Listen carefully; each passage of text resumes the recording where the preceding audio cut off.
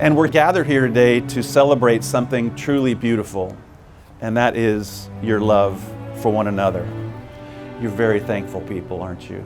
Thankful that you have one another, and thankful that you have so many people who love you, who've come here to celebrate this biggest day in your life together.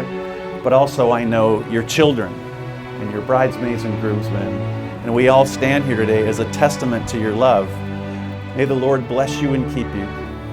May He send His angels to protect you, both you and your family, from anything that would harm you. It is my absolute honor to pronounce you husband and wife. Robert, you may kiss your beautiful bride.